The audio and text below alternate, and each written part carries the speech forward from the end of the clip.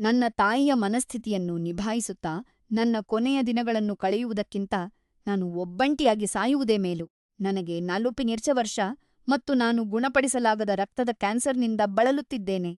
ದಿನದ 14 ಗಂಟೆಯೂ ನಾನು ಹಾಸಿಗೆಯಲ್ಲೇ ಇರಬೇಕಾಗಿದೆ. ನನ್ನ ಜೊತೆಗಿರುವ ಏಕೈಕ ಸಂಗಾತಿ ನನ್ನ 5 ಪೌಂಡ್ ತೂಕದ ಬೆಕ್ಕಷ್ಟೇ. 11 ವರ್ಷಗಳಿಂದ ನಾನು ಬೋನ್ ಮ್ಯಾರೋ ಬಯಾಪ್ಸಿಗಾಗಿ ಹೋರಾಡುತ್ತಿದ್ದೆ. ಏಪ್ರಿಲ್ ತಿಂಗಳಿನಿಂದಲೇ ನನ್ ತಾಯಿಗೆ ಆ ದಿನಾಂಕ ತಿಳಿದಿತ್ತು.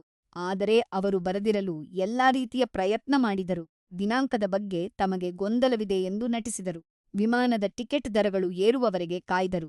ಅವರ ಮಗಳು ಸಾವಿನ ಅಂಚಿನಲ್ಲಿದ್ದಾಗ ಅವರು ಹವ್ಯಾಸದ ಅಂಗಡಿಗಳಲ್ಲಿ ಕಾಲ ಕಳೆಯುತ್ತಿದ್ದರು ಮತ್ತು ಯೂಟ್ಯೂಬ್ ಜ್ಯೋತಿಷಿಗಳನ್ನು ನೋಡುತ್ತಿದ್ದರು.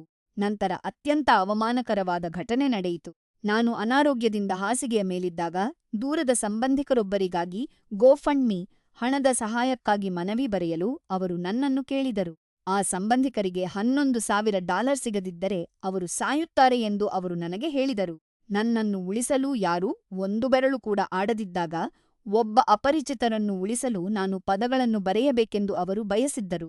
ಒಬ್ಬಂಟಿಯಾಗಿ ಇದನ್ನು ನಿಭಾಯಿಸಲು ಸಾಧ್ಯವಿಲ್ಲದ ಕಾರಣ ನಾನು ನನ್ನ ಎಲ್ಲಾ ವೈದ್ಯಕೀಯ ಚಿಕಿತ್ಸೆಗಳನ್ನು ರದ್ದುಗೊಳಿಸುತ್ತಿದ್ದೇನೆ ಎಂದು ಅವರಿಗೆ ಹೇಳಿದಾಗ ಅವರ ಪ್ರತಿಕ್ರಿಯೆ ಹೀಗಿತ್ತು: "ಇದು ಸಂಪೂರ್ಣವಾಗಿ ನಿನ್ನ ನಿರ್ಧಾರ. ಎಲ್ಲದಕ್ಕೂ ಕ್ಷಮಿಸು. ನಾನು ನನ್ನ ಜವಾಬ್ದಾರಿಯಿಂದ ಹಿಂದೆ ಸರಿಯುತ್ತೇನೆ." ನನ್ನ ಮಾರಕ ಕಾಯಿಲೆಯನ್ನು ಅವರು ಯಾವುದೋ ಜಿಮ್ ಸದಸ್ಯತ್ವವನ್ನು ರದ್ದುಗೊಳಿಸಿದಂತೆ ನೋಡಿದರು. ನಿಜ ಹೇಳಬೇಕೆಂದರೆ, ಅವರು ಇಲ್ಲಿ ಇರಬೇಕೆಂದು ನಾನು ಬಯಸುವುದೇ ಇಲ್ಲ. ಒಂದು ವೇಳೆ ಅವರು ಬಂದಿದ್ದರೆ, ನನ್ನ ಕೊನೆಯ ಉಸಿರುಗಳನ್ನು ಅವರ ಭಾವನೆಗಳನ್ನು ನಿಭಾಯಿಸಲು ಮತ್ತು ಅವರಿಗೆ ಸಾಂತ್ವನ ಹೇಳಲು ವ್ಯಯಿಸಬೇಕಾಗುತ್ತಿತ್ತು. ನನಗೆ ಈಗ ಕೋಪವಿಲ್ಲ. ನಾನು ಅಳುತ್ತಿಲ್ಲ. ನಾನು ಸಂಪೂರ್ಣ ಶೂನ್ಯದ ಸ್ಥಿತಿಯನ್ನು ತಲುಪಿದ್ದೇನೆ. ನಿನ್ನೆ ರಾತ್ರಿ ನಾನು ನನ್ನ ತಾಯಿಯನ್ನು ಕಳೆದುಕೊಳ್ಳಲಿಲ್ಲ, ಬದಲಾಗಿ ನನಗೆ ಒಬ್ಬ ತಾಯಿಯಿದ್ದಾರೆ ಎಂಬ ನಟನೆಯನ್ನು ನಾನು ಕೊನೆಗೂ ನಿಲ್ಲಿಸಿದೆ.